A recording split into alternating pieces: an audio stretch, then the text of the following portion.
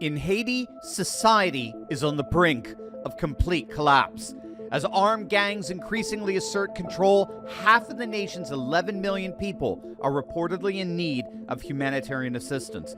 With the government in total disarray, once again, the Biden administration has been forced to order the evacuation of American personnel from yet another falling capital. So what on earth is happening in Haiti? That is what we're about to find out. To really understand what's happening in Haiti, we have to go back 14 years to the beginning of what would be 3 massive consecutive natural disasters.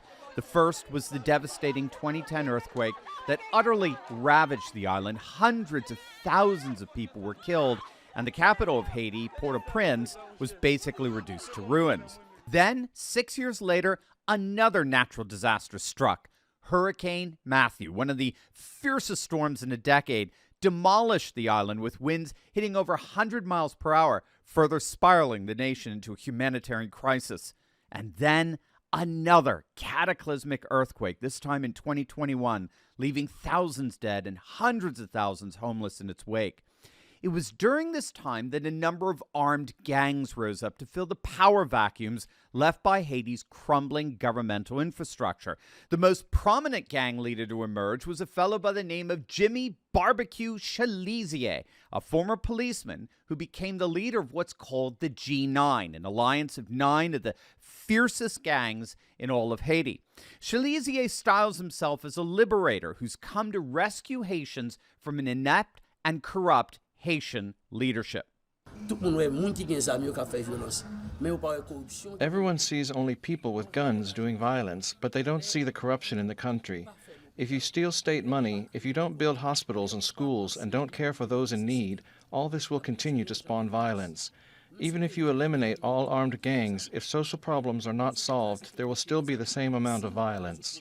What's so key to the rise of this gang rule is the power vacuum that's been left by Haiti's leadership. Its Prime Minister, Ariel Henry, has been de facto leader ever since the assassination of their previous Prime Minister, Jovenel Moïse. It was under Moïse that the gangs began to grow, particularly those who were willing to terrorize Moïse's political opponents. But since his assassination, those gangs have in effect turned into warlords. To make matters even worse, the current de facto prime minister who was appointed in place of Moïse has yet to hold a democratic election. And so the popular discontent is reaching a fevered pitch, where the Haitian people are increasingly clamoring for a liberator in the midst of all of this inept government corruption. And that is where Chalizier is rising to prominence. Just days ago, Chalizier orchestrated a massive jailbreak where armed gangs from the G9 stormed the 2 largest prisons in Haiti, facilitating the escape of nearly 4,000 prisoners as a supposed symbol of the gang's liberation of the island as a whole. Chalizier is now calling for the resignation of Haiti's de facto prime minister, Ariel Henry, who has been out of the country trying to forge together an international security force that could help him get his country back from these rising gangs. But conditions are now such that he can't return. Hence, Haiti is effectively without a functioning government. And Chalizier, more popularly known as Barbecue, is now considered the most powerful man in Haiti. Or is he? Someone else is rising up to possibly fill that power vacuum. Someone who's had an astonishingly successful record in taking on gangs and criminal activity, and he's offering to do the same in Haiti. But first, gang, we got our own corruption to deal with, and you know exactly what I'm talking about.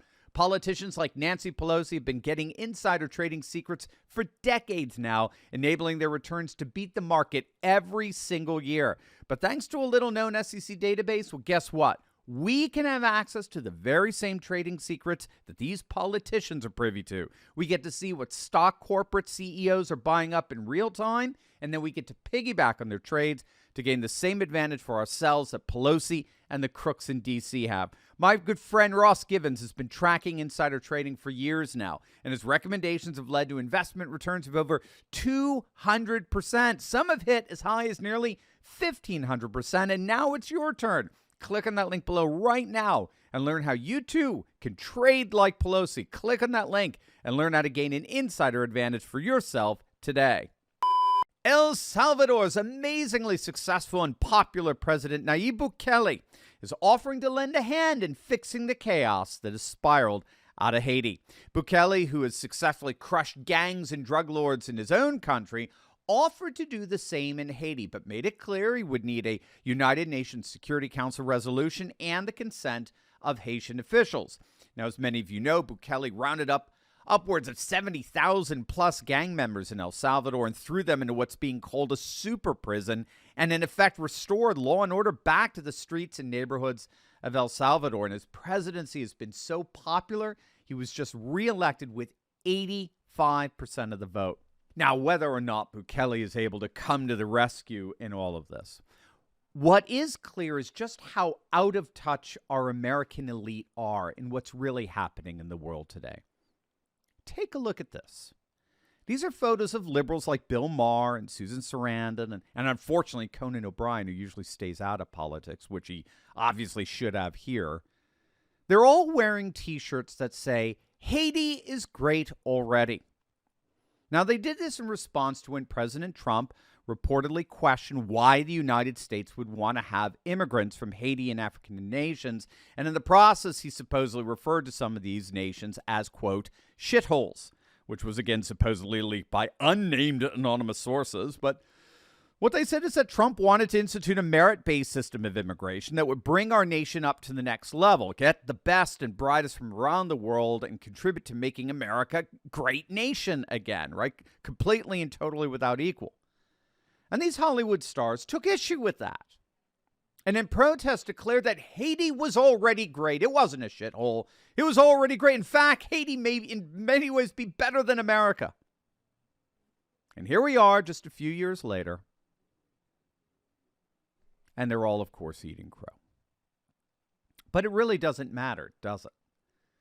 Our liberal elite are right now watching the world burn.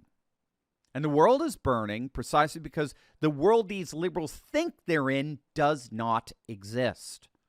Their left-wing ideology renders them devoid of being in touch with reality.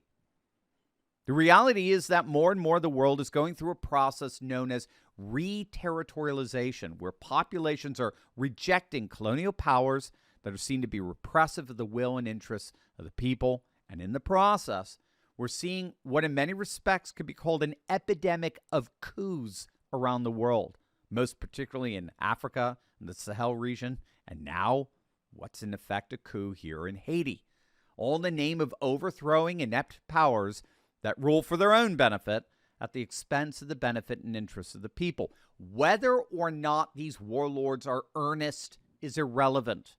Their anti-colonialist message resonates with the people overwhelmingly. The people want their nation back from the oppressive annex of Hollywood and D.C. alike. That's the world that's rising today, an increasingly re-territorialized world, and it's one that's taken Biden and his Hollywood ilk completely by surprise. Hey gang, I just wanted to give you a huge note of thanks to each and every one of you, the thousands of you that have recently clicked on the link below and joined our Insiders Club. As many of you know, we took a big hit from big tech. Our channel was completely and totally demonetized, but you, literally thousands of you, stepped in and you rescued me and this channel by bypassing big tech and joining our Insiders Club. You made it loud and clear to the Silicon Valley oligarchs that we're a movement, an army of like-minded patriots who refuse to be silenced by the international woke police. And so once again, I just want to take this moment to thank each and every one of you who have joined our Insiders Club for coming to our rescue. And for those of you who want to join in on the effort and take action, gang, just click on the link below and join our email list. That way we will never, ever, ever lose touch with each other, no matter what big tech does. So just click on that link below, join our email list, and become a part of an army of literally hundreds of thousands of patriots dedicated to taking our nation back, most importantly, together.